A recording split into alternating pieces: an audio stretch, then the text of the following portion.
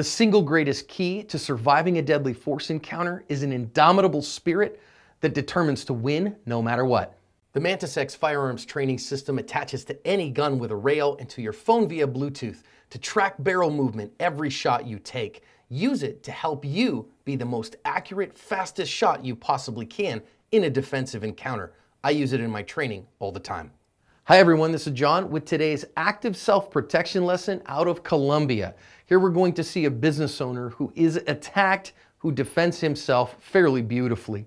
We're going to learn important lessons here about awareness and how important awareness is to buy you time, about emotional fitness and why it is so important in self-defense, and about using the tools that you have in an entangled gunfight.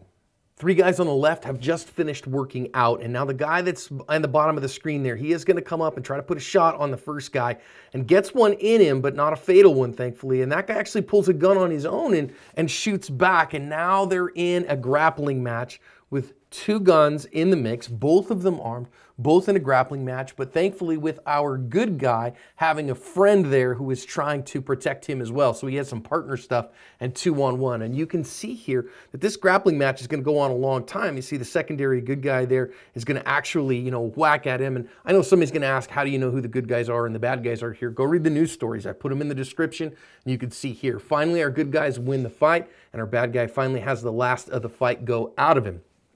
And if you go read the news stories, he didn't make it. Now, you're going to see our good guys here. You can see the one in the light-colored shirt. You can see that there is a lot of blood on his shirt. This guy's going to come up and hand him something that got knocked away from him, and they're going to get back in their vehicle, and they are going to drive off. They ended up driving off to the hospital. Both of them were in guarded but good condition, and again, the bad guy did not make it here. Let's go back and learn some significant lessons out of this one. First thing we need to talk about here is situational awareness. And of course, this guy's just walking up, and you can't see all directions at all times and all things. So he picks an opportune moment here, and yes, being generally aware of what's going on is important, but I will say that this guy doesn't look out of place. Now, when he runs up, he's only got about 2 seconds, and he tries to put a shot right in the back of him. And here's the reality. If he had been good at what he wanted to do, this guy would have had no chance whatsoever. Spiritual fitness is important, friends. You want to make sure you've said everything you need to say to your family, everything that you and Jesus have a strong relationship, because you don't know if you're going to be able to make it in that moment. But this was a non-fatal shot. The guy went down and he's still in the fight, and you can see he is still fighting using his legs. And that takes incredible emotional fitness. Emotional fitness means that you can present an issue in such a way to yourself that you're powerful enough to deal with it. And this guy was still alive, so he was still in the fight, still working on drawing his own gun. And we see him here draw that gun.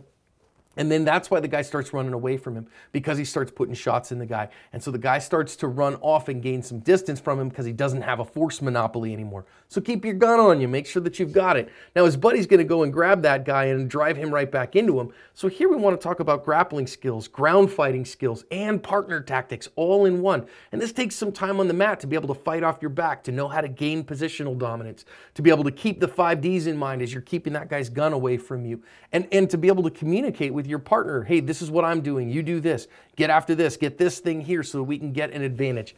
Also, I want to say this guy's mortally wounded who's come up and attacked him, and yet look at how much he's still fighting, and it's finally for another 20 seconds or so that this guy mortally wounded continues to fight. So just because you put some shots in a guy, don't expect that he's not going to fight for a significant amount of time, and be ready emotionally, mentally prepared for that to happen.